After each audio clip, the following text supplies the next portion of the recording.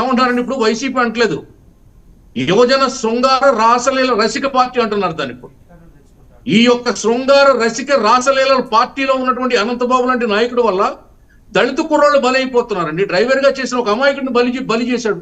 ఆ కుటుంబ తల్లిదండ్రులు ఇవాళ దిక్కు మొక్కు లేక తిండి పెట్టే వాళ్ళకి ఇల్లు వాకిలు లేక ఏడుస్తున్నారు.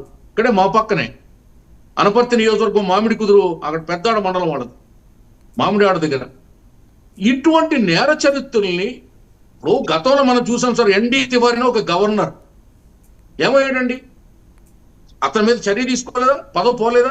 అలాగే ఏదో స్టేట్ లో కర్ణాటకలోనో మహారాష్ట్రలోనో ఒక ఎమ్మెల్యే అసెంబ్లీ జరుగుతున్నాడు, సెల్ ఫోన్ లో పోర్న్ వీడియో చూస్తున్నాడని ఆ ఎమ్మెల్యేని పార్టీ సస్పెండ్ చేయలేదా? అవును.